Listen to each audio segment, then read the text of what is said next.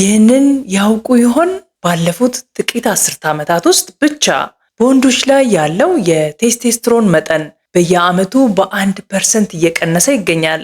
ይህ ማለት የዛሬ ወጣቶች ከአባቶቻቸው እጅግ በጣም ያነሰ የወንድነት ሆርሞን አላቸው። ሰላም ጤና ይስጥልኝ ውድ የሀበሻ ኬር ቤተሰቦች፣ እመቤት ነዳ እባላለሁ። የሥነ ምግብ ባለሙያ ነኝ። በዛሬው ዝግጅታችን ይህ ጸጥተኛ ወረርሽኝ ለምን መጣ፣ እንዴትስ በተፈጥሯዊ መንገድ መከላከል እንችላለን የሚለውን በዝርዝር እንመለከታለን። ብዙዎቻችን ቴስቴስትሮንን የምናውቀው የወንድነት መገለጫ ወይም የሴክስ ሆርሞን አድርገን ብቻ ነው። አዎ እውነት ነው። ነገር ግን የዚህ ሆርሞን ጥቅም ከዚህ በእጅጉ የላቀ ነው። ቴስቴስትሮን ለወንዶችም ለሴቶችም እኩል አስፈላጊ የሆነ የጤና ምንጭ ነው። በነገራችን ላይ ጤናማ ሴቶች በየቀኑ በማህፀንና በአድሬናሊን እጢዎቻቸው አማካኝነት እስከ 300 ማይክሮግራም ቴስቴስትሮን ያመርታሉ።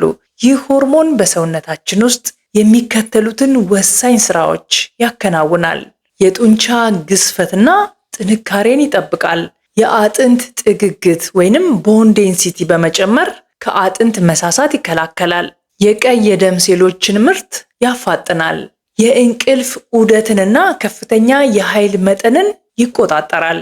የሰውነት የህመም ስሜት ምላሽ ያስተካክላል።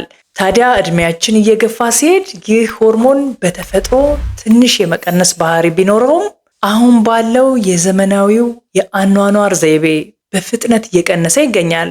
ለዚህ ምክንያቶቹ ስር የሰደደ ጭንቀት፣ የተመጣጠነ ምግብ እጥረት፣ በሰውነታችን ውስጥ ያሉ ጠቃሚ ባክቴሪያዎች መዛባት፣ የቫይታሚን ዲ ማነስ፣ ከልክ ያለፈ ውፍረትና አንዳንድ መደበኛ መድኃኒቶች በተለይ የኮሌስትሮል መቀነሻ ስታቲን ናቸው።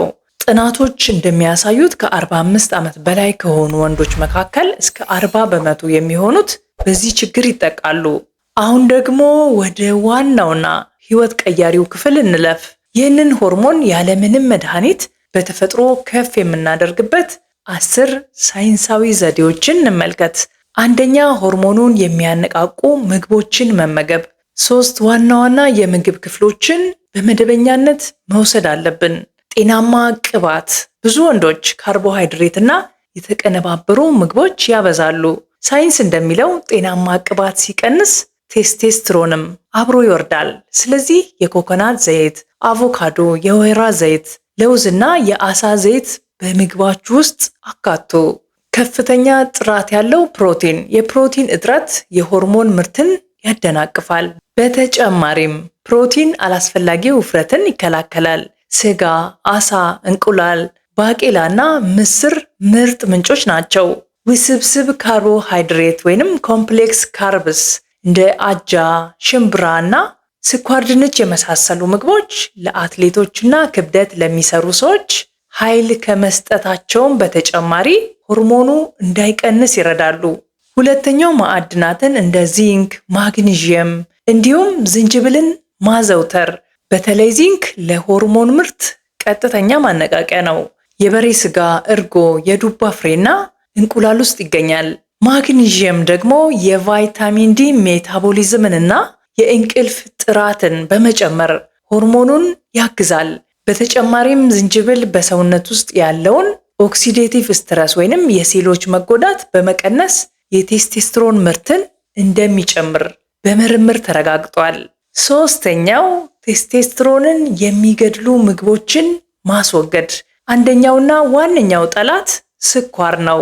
ስኳር ስንመገብ ኢንሱሊን ይጨምራል። ይህ ደግሞ በረጅም ጊዜ የኢንሱሊን መቋቋም ወይም ለአይነት 2 የስኳር በሽታ ያጋልጣል። የስኳር ህመምተኞች ደግሞ ለዚህ ሆርሞን ማነስ በእጥፍ የተጋለጡ ናቸው።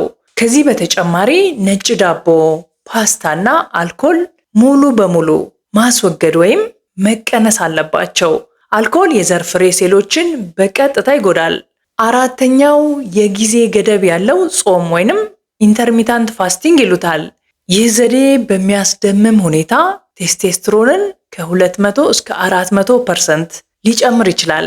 የሰውነት ክፍሎቻችን በተለይም ጉበታችን እረፍት እንዲያገኝ በማድረግ የሆርሞን መመጣጠን ያመጣል። አምስተኛው ከባድ ክብደት ማንሳት። በሳምንት ቢያንስ 3 ቀን ጂም በመሄድ እንደ ጭን፣ ጀርባና ደረት አካባቢ ትልልቅ ጡንቻዎችን የሚያንቀሳቅሱ ከባድ ክብደት ማንሳት የእድገት ሆርሞንና ቴስቴስትሮንን በከፍተኛ መጠን እንዲለቀቅ ያደርጋል። ስድስተኛው ጉበትን ማጽዳት። ጉበታችን ቴስቴስትሮን በሰውነታችን ውስጥ ጥቅም ላይ እንዲውል የማስተካከል ስራ ይሰራል። የጉበት በሽታ የሲሮሲስ ችግር ባለባቸው ወንዶች ላይ እስከ 90% የቴስቴስትሮን መቀነስ ይታያል። ስለዚህ ተፈጥሯዊ የጉበት ማጽጃ ምግቦችን በመውሰድ ጉበትን መንከባከብ ግድ ይላል። ሰባተኛው ጭንቀትን መቀነስ።